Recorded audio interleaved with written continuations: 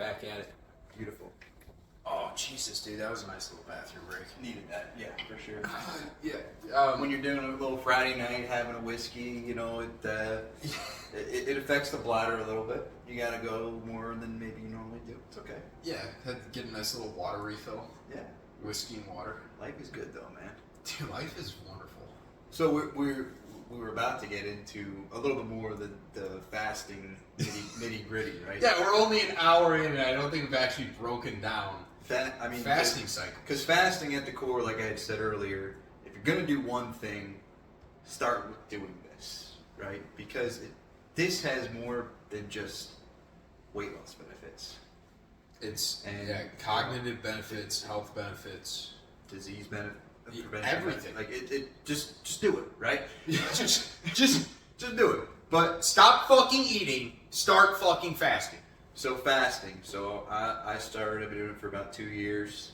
You've been doing it for much longer than that. About 8, but let's talk a little bit more about the different windows, how maybe somebody can start to get into the windows, you know, work their way in, right?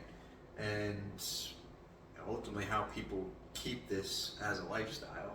Yeah. Because that's how it works, is once it becomes a lifestyle. It's not going to work in 1 week's time. You'll see some brief signs of weight loss early. Yeah. But you need to sustain it. Right? So let's talk about the different windows, and the common windows that people do as it relates to fasting. And then we can talk a little bit about, you know, how do the viewers actually work at it. Yeah, so I guess I'll cover all the different fasting windows, and then you want to cover, you know, carb manipulation around your windows. For sure.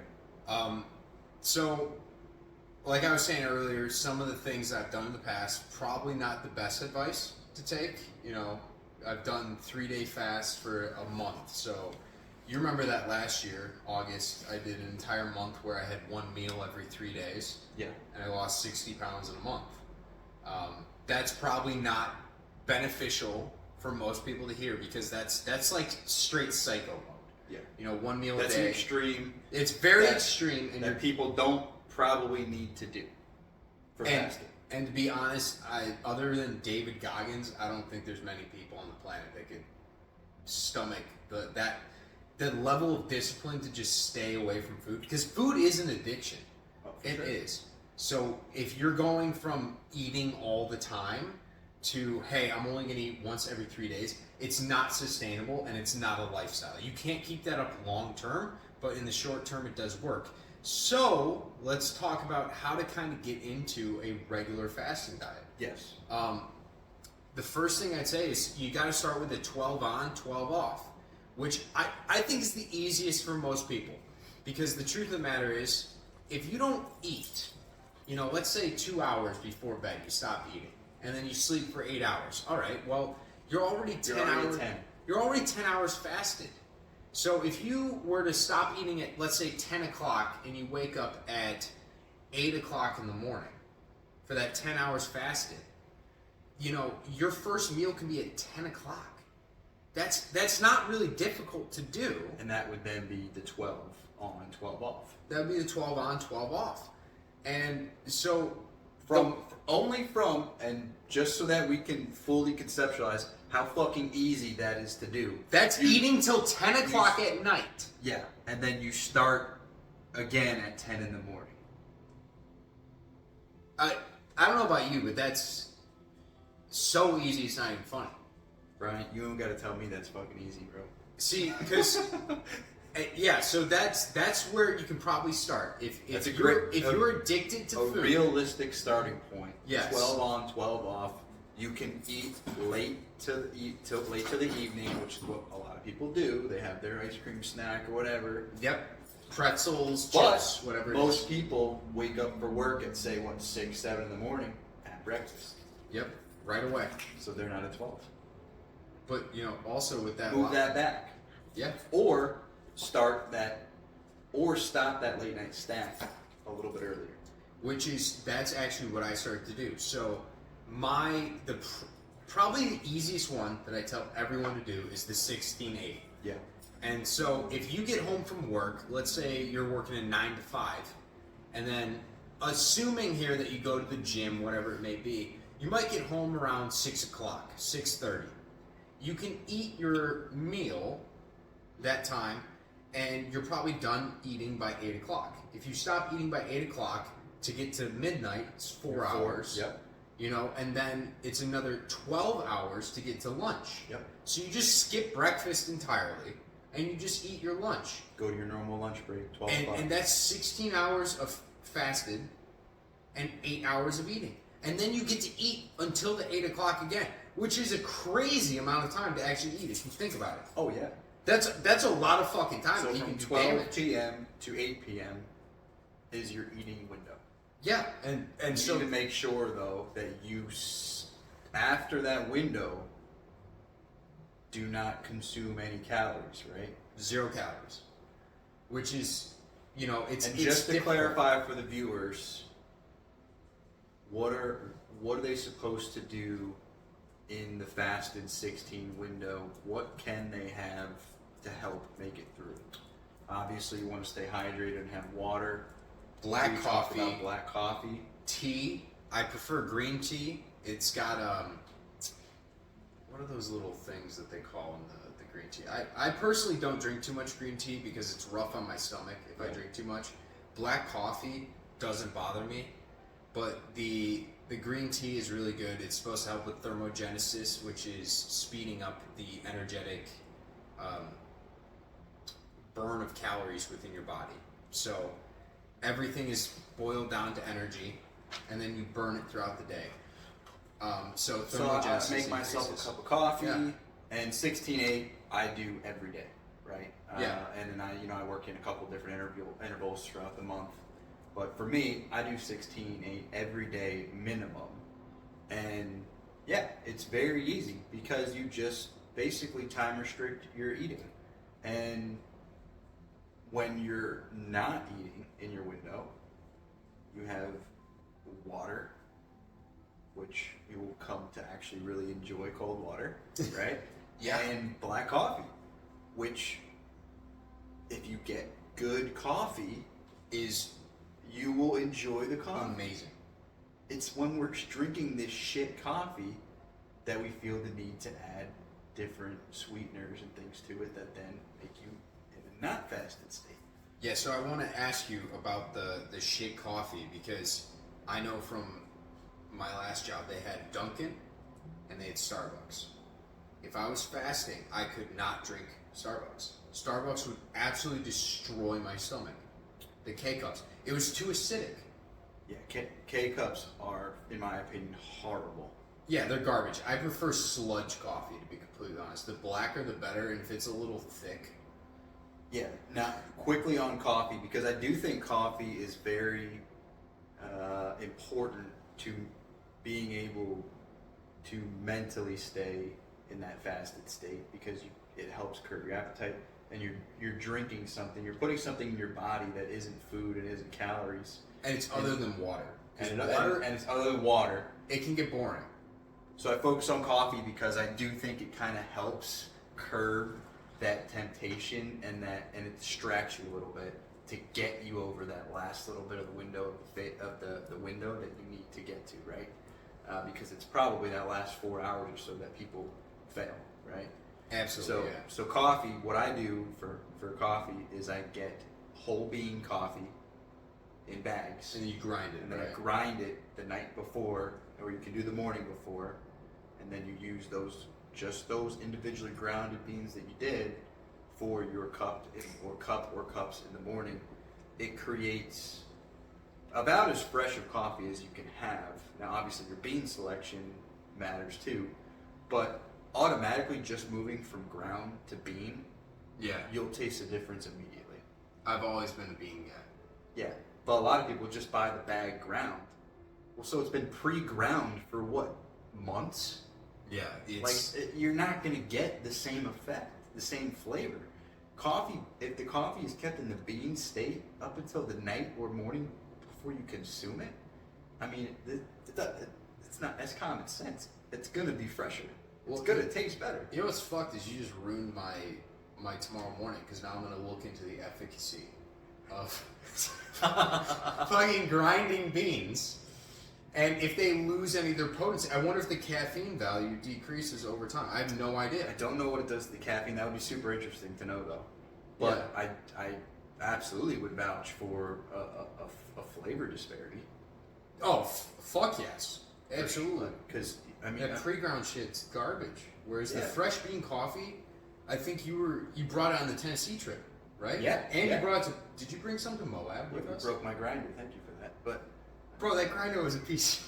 I still use it to this day. But yeah, dude, I just mongoloided it. Not to get too far off of the windows, but I do think that's an important piece because for the people that struggle but do like coffee, it's a way to kind of help them get over that hump. Yes. And the way you drink the coffee and the type of coffee you drink kind of fucking matters. Absolutely. But, I wanted to touch on something that is a large misconception here. Okay. And that's if you go without food, and, we've heard this a lot being in the gym, there's two key words here. There's an anabolic phase, and there's catabolic. Anabolic is you're building muscle. Catabolic is, oh my God, I'm going to wither away. I'm going to die. I'm going to lose all my muscle. It's all bullshit. It's completely bullshit. And the reason they do that is because most of the people that talk about those terms, anabolic and catabolic, they're probably also selling you protein powders. They're probably selling you AG1 or whatever those super greens are. They're probably selling you supplements that you need to take with food. Yeah. So they're very against this idea of having nothing in your system. Because the beauty of fasting is when you have nothing in your system. That's when the real magic of the body happens. So, yes. In the 16-8, I want to get into how you avoid losing muscle. And it's around the 14-hour mark, 14 to 15 hours, your human growth hormone skyrockets. Now, human growth hormone, we all know what that does. We've heard about that before. HGH is something bodybuilders take so that they can build more muscle. And if you go back to ancestral times, before there was fast food. Your favorite times? My favorite fucking times, because, I'm a Viking at heart. That's right. A cosmic Viking, Odin's son. We'll get a picture of you with the beard at some point. Yeah, trust me, if I could be on a long ship somewhere, sailing through the universe with a fucking giant axe, Ragnarok is my dream.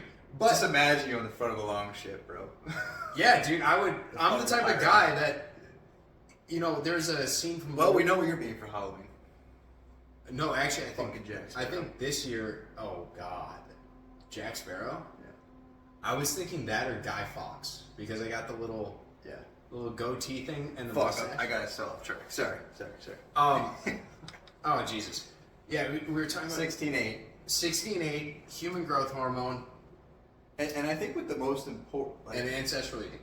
Yeah, well, you're saying, basically, what people think is, hey, if I'm not eating, I'm breaking down muscle and I'm losing it. And the reason that's not true is because back in the day, guys, there weren't refrigerators. There were not grocery stores like we have them today. There wasn't fast food. You couldn't just go downstairs or wherever you're living and just open up a pantry and just grab something and munch on it. You had to actually go work for it. So the way the human body works is if you've gone without food, your body is intrinsically much smarter than our brains give it credit for. Mm-hmm. And we've been lying to ourselves by thinking, oh my God, well, my muscle's going to waste away. No, motherfucker. Your muscle is the only thing that is going to secure that next meal. Because back in the day, you might have to chase down a gazelle for 2 days. You might have to wrestle with a fucking lion. That would be unfortunate. Unless your name is Hercules. And I think one of the core benefit or core components of fasting is when you're also in this state, and it doesn't happen right away, but as you've done fasting for months at a time, you've trained your body to, when you're in this state, your body is in ketosis. It's in panic mode, right? And it's like, well, I need to survive. And like you said, it's very smart. So Yep. it will survive. It'll figure out a way. And what does it turn to for its energy? Fat, right? So that's what we go back to. Well, you're burning fat, but not losing muscle. And also, yeah, and you know what's crazy as well? I've noticed the most mental clarity has been when I'm in that fasted state. And that's because the number one resource your brain uses is fat. So if you get into a deep fast, and let's say you have extra fat, you go into ketosis, which is where your body starts breaking down fat ketones, or whatever the fucking scientific terms are, to get the glucose, and then converts everything back to energy. And your brain uses fat as its main resource. So if you're waking up in the morning immediately and you're eating carbs will put you to sleep, because really what your brain needs is fat. That's why we experience brain fog. Yeah. It's because we don't have enough of the actual resource we need. Whereas the longer we go without eating for a period of time, our body naturally starts to burn our fat reserves. And so it's like we got the fucking drip, bro. Right. It's like a coffee IV to the dome. Well, carbs is what it's going to go for first, right? Absolutely. And then if it can't fucking find them, Once the blood glucose is cleared out, it goes to fat. it goes to fat. And so, one way that it was put to me, probably the best for people to really like understand it, was like you're talking about like like a pantry, right? And you never actually, you keep buying groceries and eating the groceries.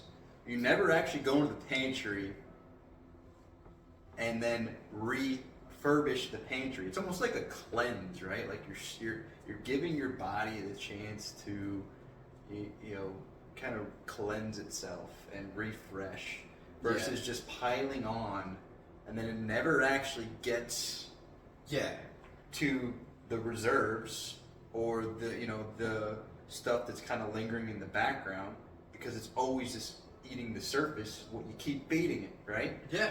So stop fucking feeding it all the fucking time, and let it go in there and fucking use the reserves. You know what's fucked up, and this is completely off topic, but so I always go over to my parents' house, and as a kid, we used to always eat corned beef hash. Okay. And I went into the pantry, and there was the same can of corned beef hash that has been in there for probably 15 years at this point. It was like the last one before I was like, all right, I can't be eating this shit all the time. Because it was like my second period during the day. I used to eat it before I go to school, and I would blow up toilets. Well, that's where if you don't ever fucking go in the pantry, you could fucking forget what's in there, dude. Like, oh, dude, there's stuff in there that's been there since the house. Purge the pantry, purge the body, let it fucking refresh, let it fucking heal itself, right? Which, good thing you brought up healing, because the other thing that happens on the 16-8, but not as much, because it's around the 15 to 16 hour mark, is cell autophagy. Now, cell autophagy is auto is self, and phagy is, suicide, in a sense. Okay. So it's the damaged, malignant cells of the body that, when you're in this fasted state for long enough, your cells start to look at themselves. There's these things in them called lysosomes. I don't want to get too scientific. Thank you. But they basically go around and they're like, okay, which ones of you are bad cells?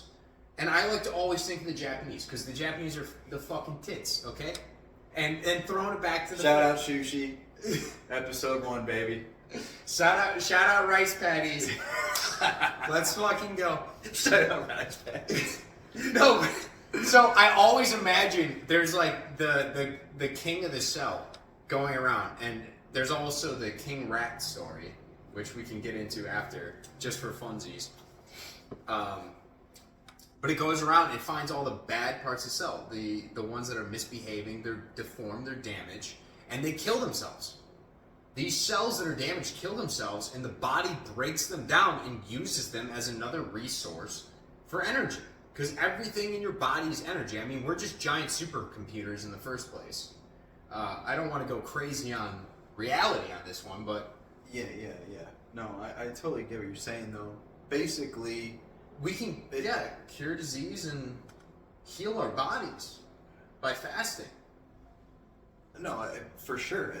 So, like I said, the weight loss is just a component of it. Absolutely. It's all this other stuff you're talking about that also fucking happens. Yep. So, like, what are we doing? Let's fucking do it, right? I don't understand the resistance. You understand. So I've talked to many people and tried to get people to really give it an honest effort, and you know, people just struggle. They don't get it. They're not bought into it, and you know they're still holding on to this. Well, how do I handle my day without breakfast? They still are hanging on to that, and you know it's a shame that we can't break from that mold in the masses. But I think that's one of the reasons why we're doing this, right? Yeah. We want to help people. Yeah, we want to help people. And so, I mean, that's, like, we do this, right? And we see the benefits. We know other people that do it, and they see the benefits. We also know people that don't do it and don't see the benefits. And, you know, it's just a rewiring of the entire country and probably the entire world at this point. Yeah. Because, you know, growing up, I remember Nutella. You know, when that first came out, I'm pretty sure there were doctors coming out saying, like, oh, it's part of a balanced breakfast. You can have peanut butter. You can have Nutella. Like, right. all these incredibly high-calorie... Toast. Yeah, let's just eat straight foods. fucking bread, right? Like... Yeah, like, let's just rub sugar, on chocolate... top of bread, and yeah, let's go... on bread. So, let's talk... Walk through your windows. I'll walk through mine. So, I do 16-8 every day, and then typically once a week I will do 24 hours, so a full day fasted. And then usually once a quarter I'll do a 2-day, a 48-hour fast. I have not achieved 72 yet. I would like to, but it's not business critical, right? Like, because I've already lost. You don't have enough weight anymore. I don't think I really need to get there. I would just try to get there only from some of the additional benefits you get by that extra 24. But I think I'm good with just 16-8. Even if you can occasionally extend that by an hour or two, because every hour you extend the fast, it's only helping you, right? Yeah. So some days it'll be 18, some days it'll be 19. But I do like to once a week do a 24. And then I do like to throw in a 48. And I'll typically do the 48 when I have like a long road trip or something to do, where I'm not doing anything anyway. I'm just driving. So why do I need to be eating, right? I'm just driving a car all day and I'm meeting with people. I don't need to be eating for that. I have done nothing to even justify to eat, right? Why am I stopping for food? I've not really moved. I've sat in a fucking car. So that's my schedule. That's what I do. I don't, and even the 48 every quarter, I wouldn't say super critical, but it is. I do like to work it in for some of those extra benefits you talked about. Yeah. So what do you normally do? So it depends on the body fat level that I'm at, but if I'm above, like, let's say 10%, or 12% body fat. Sure. You're manipulated to where you're at. I will manipulate down 5 to 6% body fat in a week. Yeah. Which I've had full control over what my body looks like at this point. Because I'll do a 3-day fast every week if I need to. If you need to. And the longest I've ever done a fast before was 7 days. That's the beauty of once you get to this stage, you know what happens to your body with what you do to it. You know the results and the outcomes, right? Yeah. And so it's very easy for you to fluctuate to where you want to be, right? Yeah. People kill just to try to get closer to where they want to be. You're actually, like, I'm actively moving the needle wherever you want it to be for that week or day. Yeah, because I think I did the same. Which is the end goal, really, for everybody, right? For everybody. You can have that level of control over it. That's dominance, right? Yeah, that's like dominance over weight, and I think that's one of the important things. Like, within a week, you can go down 5-6% body fat if you want to. Yep. Just by not eating for 3 And days. if you don't want to, you don't have to. And you don't need to do cardio to even do that either. You don't need to do cardio. I agree. Cardio, where cardio fits in, because For heart health. where cardio fits in my opinion, is it accelerates the deficit Yes. for weight loss, because you're burning calories, right? Yes. But you can eventually get to a state where you don't really need to do cardio. Your cardio can be walking your dog. Which for me it is. Yeah. Like you just need steady state cardio. Fucking just be moving, right? Yep. Just be moving and semi-active. It doesn't even need to be intense, right? Walk your dog for 20 to 30 minutes. That can be your cardio once you're at this point. Yeah. And even You don't need even cardio. Sorry, you don't even need cardio heavy before that point unless you want to accelerate the deficit. Absolutely. Which is what I did. I Yeah. did it because you burn an extra 250, 300 calories in a day. You're only helping the cause.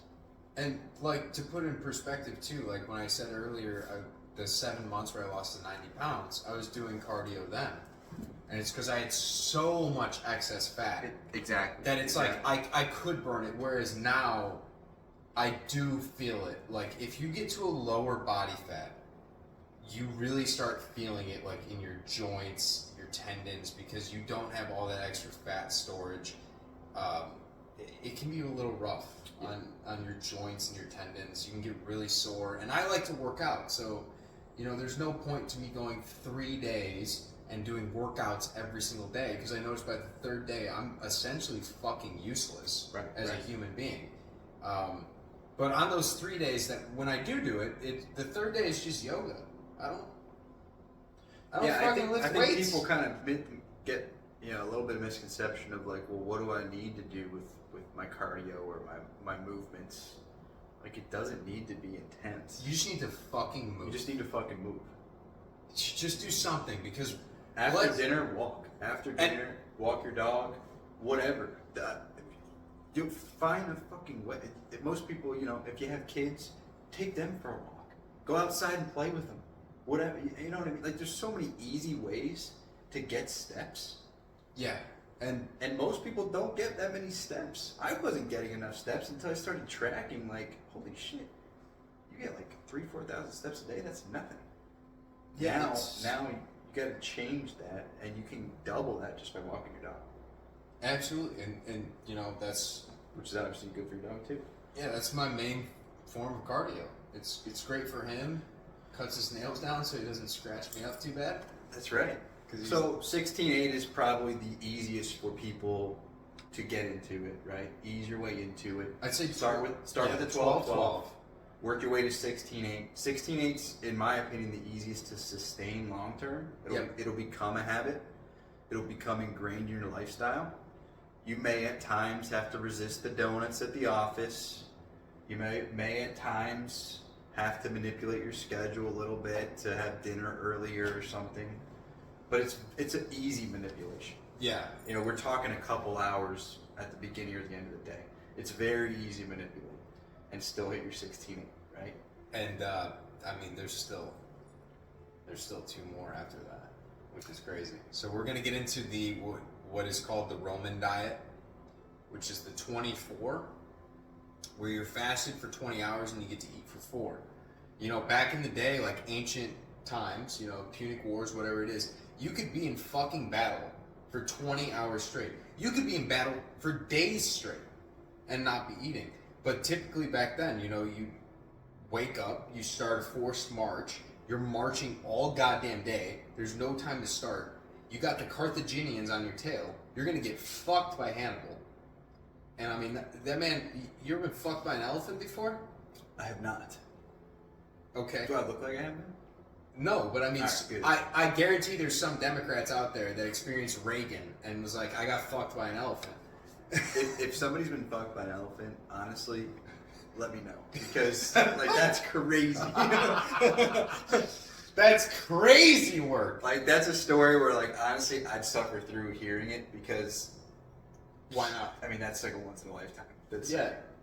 But Sorry. Yeah. but think about it. Like back then, you would wake up, you'd have to go do something all day, and then you'd make camp at night. Right. You'd And finally it's a be able to small window. Right, and this is back in the times where you'd have to make the fire, you'd have to go hunt. So you'd sit around the campfire for hours before you'd eventually go to bed. And so you're just munching and eating on things for like 4 fucking hours. And then you have to wake up and do it all fucking over again. You're not going to start another goddamn fire in the morning? No. No. I mean, you're probably putting it out in the morning, or you're putting it out at night so there's no smoke trails. But Who's putting out at night?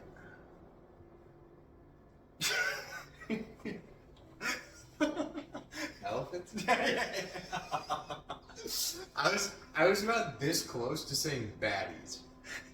Just because I don't think we've talked about women. Even in the Roman diet, I had to throw in something, man. I can't help myself. Elephants? Alright, and one more? Is there one more? Yeah, so, and then the last one is the 1 meal a day, which this is typically what I like to do if I don't eat dessert. So, like, my 1 meal, I'll eat, like...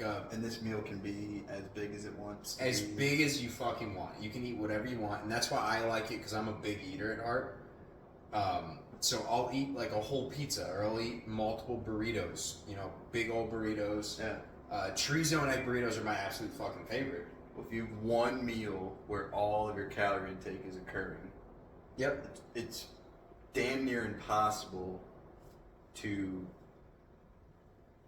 exceed It's a calorie Yeah. count that is excess, right? I mean, it's almost impossible. Even if you disrespectfully eat, it's no. I want to say like a entire frozen pizza, which I'm not sure exactly how much, but I'm assuming it's less to make your pizza at home, just getting all the raw ingredients to do it yourself. But one of those is usually between like 1,300 to 1,500 calories. Okay, for most people, their basal metabolic rate, like the amount that they naturally burn, Yeah. throughout the day would be like around 1,800 to 2,000. But if you're also exercising on top and you're not eating anything, so you're burning extra calories, as well as drinking green tea, coffee, getting your steps in, You're gonna fucking lose weight. you're gonna fucking lose weight. You're gonna fucking lose weight. You can eat whatever the And fuck you can eat want. whatever you want during that meal.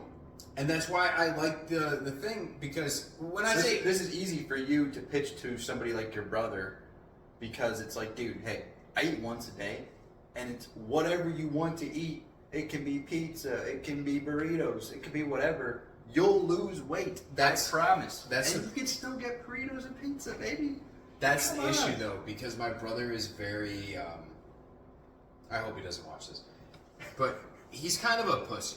He's a little bitch, and so he's like. I hope he watches it now. He's like, but I get hungry, Yeah. and I understand. He's a I don't welder. think that's just your brother though. Like everybody that I talk to on this, like they say the same shit. Yeah, but like they Like, don't oh, no, understand you're what crazy, you're true crazy. hunger is. Yeah, Like- no. When I tell people, like, you don't understand. You Like, can what go- if I took all the You food can away? go weeks without eating. You'll Yeah. live. Yeah, Like people don't believe that. yeah. I'm like, oh, you have extra fat on your body. Like, what if You I see a took- big boy, you're like, no, oh, you'll live. Yeah. For a while. Oh, you'll live. You'll probably live for maybe a month at least. Yeah, as long as you stay hydrated and just put some like extra salt, or pink Himalayan salt is the Right, best in right, your water, right. just to get some of the electrolytes and essential vitamins and minerals. Like, you'll fucking survive.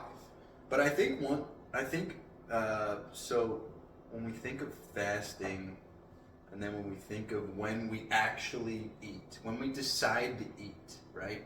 Yeah.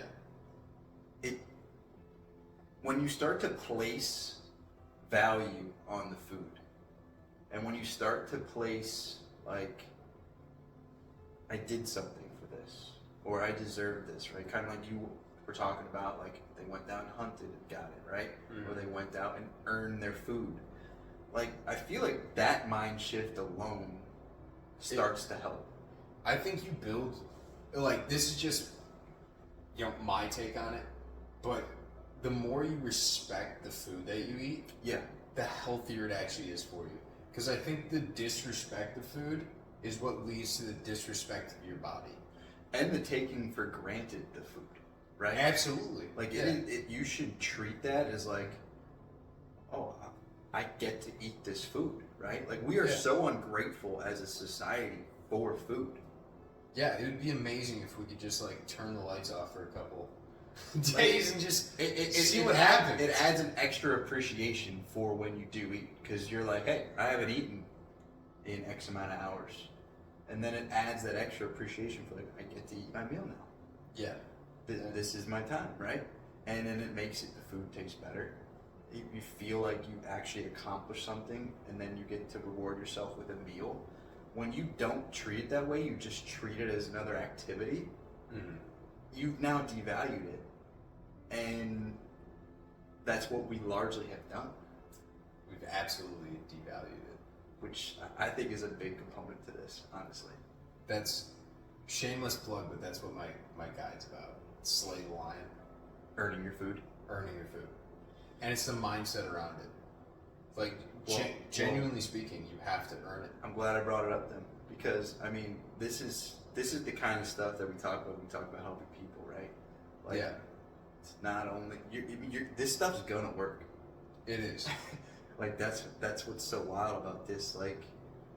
And it's not radical either. Well, no, I mean, it's very, like, it's basic lifestyle changes. Yeah, the only people that hate us are doctors. Yeah, because we're healthy patients. And we're not patients at all. Exactly. Well, we're stealing their patients. Healthy patients are $0 patients. Yeah. Oh yeah, and we're pulling away patients. Yeah. I want to collapse the entire fucking We're debedding the hospitals. Medical industrial complex, just like our military industrial complex. It's a fucking scam. So we have been in a fasted state. We've accomplished our 16 hours or our 20 hours or our 24 hours. Yeah. Then I get to eat, baby, right? I've worked out. I've earned my food. Now I get to eat, right? What are we eating? Now it's still important to be mindful of what you're eating, right? Because largely it's processed foods that exist, right? But what you're eating is just as important as staying in the fasted state for the duration of the hours that we outlined, right? Yeah. So what you break it with. What you break it with and what you ultimately eat throughout your window, I still feel is super important. Now, you did talk about one extreme where, hey, in your window you can eat whatever you want once a day. You'll lose weight.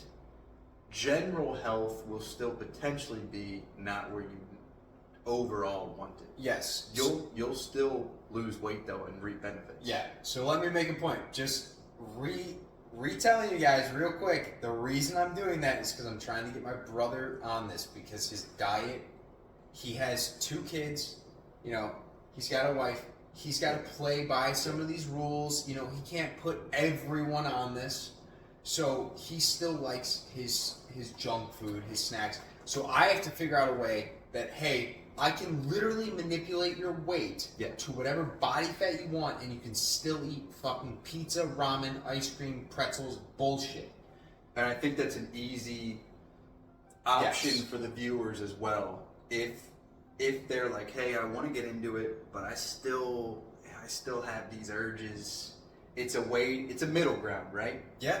Because what we both know from this, right, is this is not a one-size-fits-all model. It's the basis, though, that works, right? Yeah. So that is an option to where, okay, you're kind of meeting us in the middle with this all, right? Like, okay, you're fasting, you're still kind of eating like shit, but you've at least made a marginal shift to your lifestyle to where you'll still feel benefits, but you're not fully there. So, and that's what you're talking about with your brother, right? And but it relates a lot, I think, to people out there too that are probably in a similar boat, where it's like, hey, one thing at a time, guys. I can shrink my window, but I can't promise you I'll eat healthy, right? So that's right? It's like a spectrum. Like, if you were to do the 16-8, right? You probably have to eat a lot cleaner because you have more hours to eat. Yeah. But if you were to eat the Roman diet, the 24, yeah, it could be a little dirtier. Right. Whereas now, if I eat the one meal a day, I'm fucking filthy. It can be dirtier, but it's only going to benefit you more if it's not. Yes, absolutely. In every single But way. it can be dirtier. Yeah, can be dirtier. Yeah, I agree. So we say that just to kind of level set that if you want to do it all right, you want to put all these pieces together. But you can put parts of the pieces together and still see benefits. Now, should we talk about what's the most important macro between fat, protein, carbs when you do eat? Are carbs important?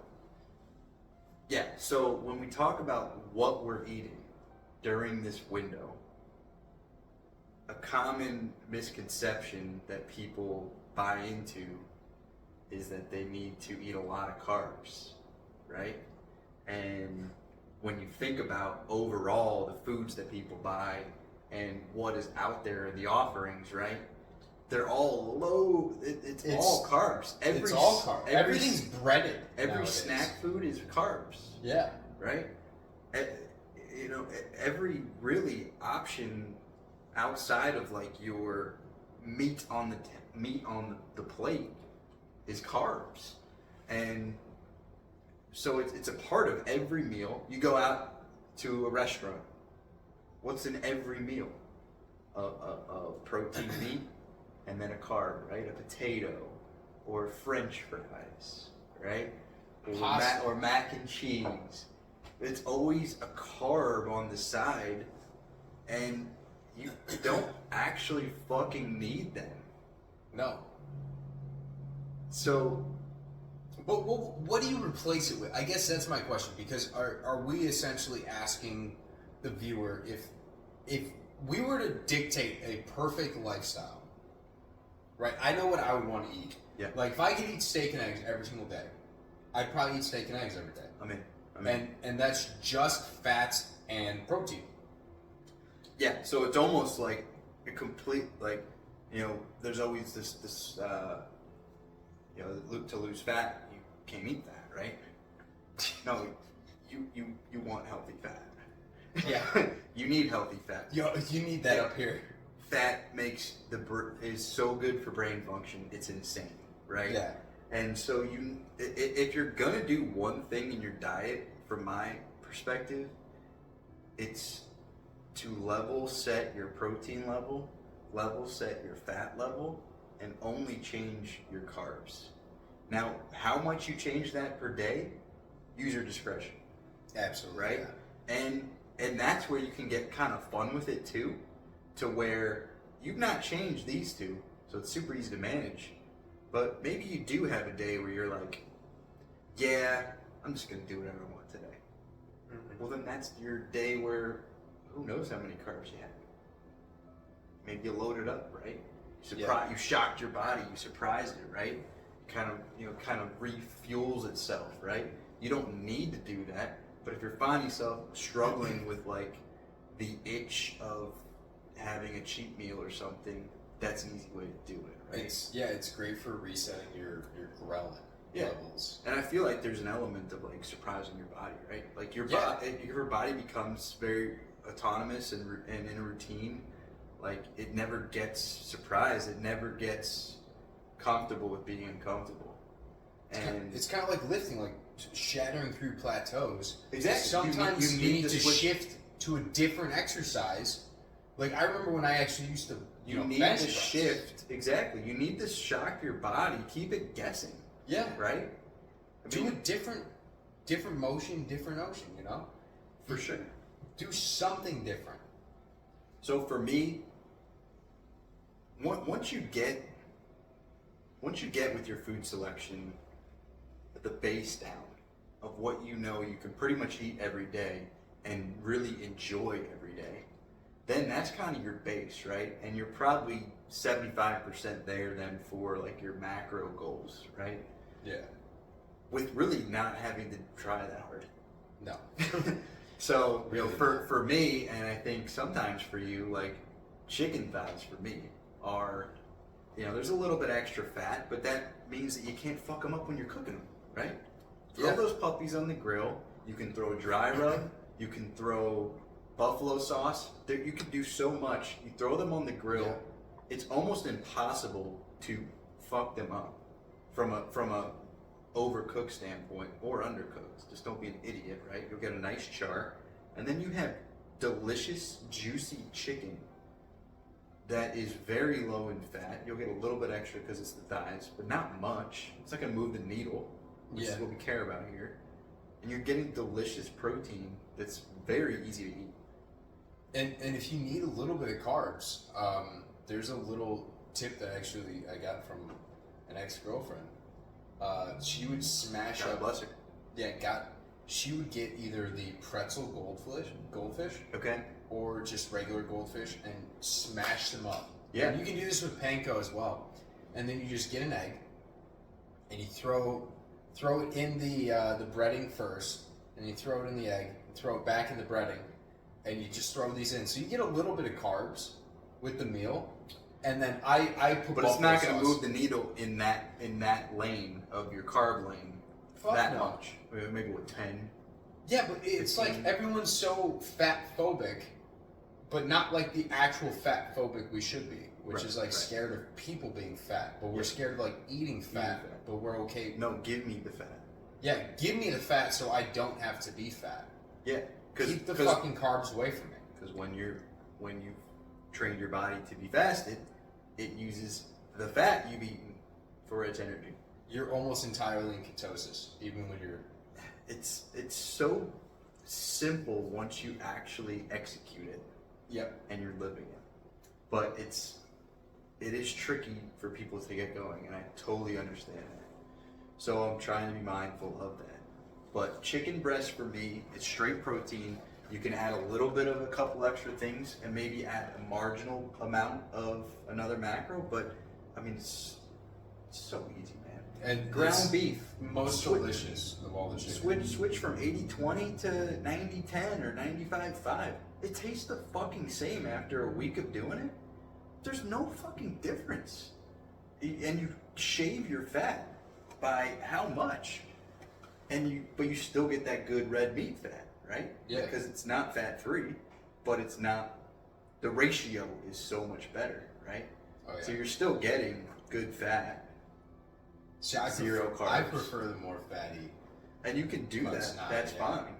Because it's like I'll go without the bun. Right. You know, and that's really the main thing that you need to do is just figure out a way. All right. Well, because you can always go a little bit extra with that. And you know, it's delicious. Like, you can even, assuming everyone can find these items, but like, you could do, you can cut up an avocado, you could do an over easy egg. So you make like a juicy burger patty. I like it personally, like, more on the rare side where you open it up, it's like red. Yeah. And juicy. No, I agree. The egg on there with the avocado. Dude. A little bit of hot sauce drizzled over. Oh, fuck. Yeah. Dude, the most important. Oh, I moved the hot sauce bottle, but the most important part is eliminating the carb, right? So we talk about like if you can switch that meal, the burger, to now a boneless burger. Mm-hmm. Throw the dippy egg on there, right? Throw some sauce. Shit, throw some bacon on there. I don't care. I'm gonna get hard. Dude, stop. But throwing avocado, I love that. You know what I mean? But like that right there, like you don't need bread, and we've trained ourselves to think that we need all these grains, and you actually fucking don't need any grains. No, you know, and we're shitting on carbs a lot here, but let's talk about the goated carbs that we really should be eating, which is fruit. Yeah. No, you can't go zero carb.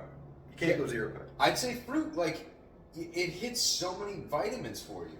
Yeah, like fruit. Especially like blueberries. Like antioxidants, no matter what you tell me, you can tell me that carbs from fruit are gonna kill me. I am still eating it's the blueberries and strawberries. It's the carbs that are straight sugar that they're still better than any other carb, but they're the worst of the fruits. That's where fruits get a bad rap, right? A lot of fruits are not so much sugar heavy and they're more fiber heavy, and those are the good fruits. So if you well time those fruits, that's where you get your carb fix, baby. And oh man, enjoy those. You know, like I love me some berries. Oh, dude, berries, Blueberries, blackberries, raspberries, a little berry medley, man. Sign me up. What's your favorite, raspberry or blackberry? Or blueberry. I've come around to blackberries. I love blackberries. There's the bitterness of them. I think it's like the huckleberry or something. It's like the most bitter of all the berries, but for some reason, I just love it because it's like a fucking coffee if it was a fruit. It is. I'm glad that it's become like a normal offering at the grocery store. Yeah, because they're so good. Have you ever had huckleberry ice cream? No, just a total side. You should try it. Shit, huckleberry ice cream. Yeah. So you gotta, if you can, and again, this isn't critical, but it would help if you can time when you have your fruit. Yes. So I would say this isn't like life or death of the overall benefit, right? Mm-hmm. But if you can, try to, right? If you can try to have the fruit before or after your workout, that's probably the best time to have it, right? Because you're either giving yourself the energy for the workout or you're giving yourself the energy to recover from the workout. Yeah.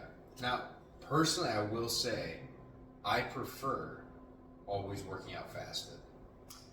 And that is absolutely an angle for sure. Because I see it as I've done both. I do both.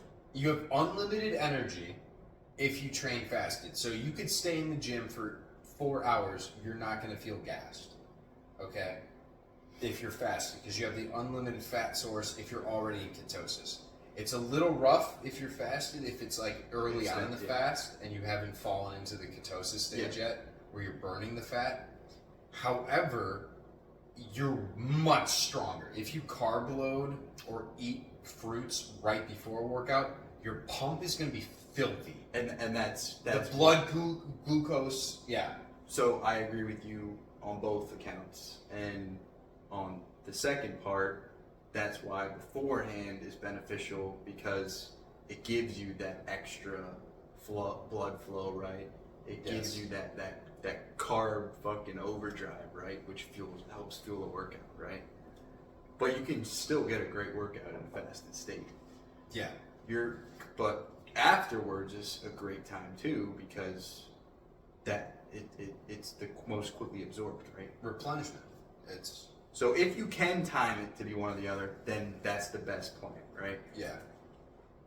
But it's not business critical. No. It's not going to be the end of the world if you have the apple later in the day, where you miss your before or after window with your fruits, right? It's not going to be the end of the world. Yes. I don't think so. You know, what's funny is the fasting thing is probably for bodybuilding, because I love bodybuilding at the end of the day. But it's like bodybuilders are afraid of it, but for preparing for a show, I would almost think that fasting is the most beneficial thing, because it's going to protect your muscle while easily ripping fat off, instead of, doing the calorie deficit where you're definitely fucking losing some of your gains. I think maybe because your human growth hormone's skyrocketing. But there's the fear of like this mass muscle deterioration. No, it's almost like this phobia that they have. Well, you've done the scan, right? So like, you know how you have your regular skeletal muscle mass? Yeah. And we've heard that lie the whole time, like, oh, you have to eat your body weight in protein. Why? If you have 100 pounds of muscle, but you're supposed to eat 1.2, or I think it's 0.8 to 1.2 grams protein per pound of muscle, why are we eating our entire body weight in protein per day? Other than the fact that most of the people that push that bullshit information sell protein powders. Yeah, that's fair.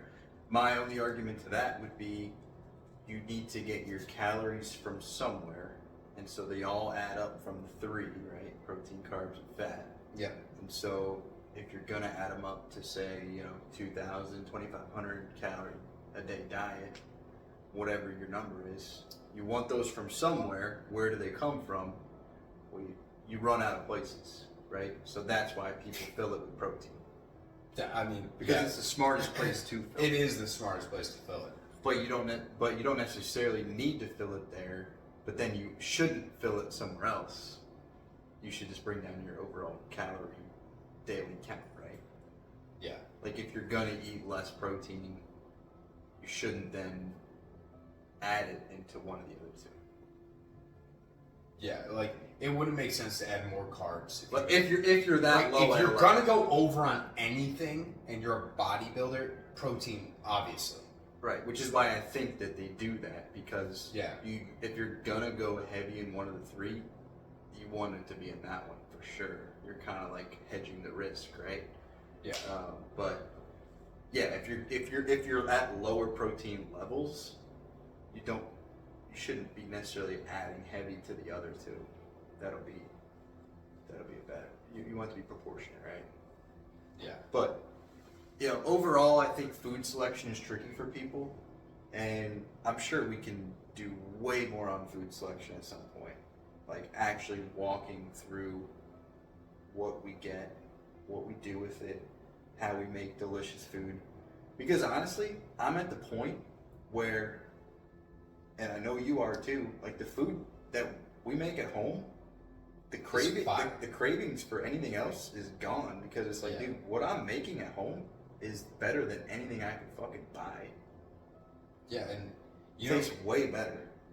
I'm sure, because I've noticed it, I'm sure you've noticed it, since we've gotten on this whole cooking at home thing, it's almost like, and same with the fasting diet, there's no craving anymore to eat food from out.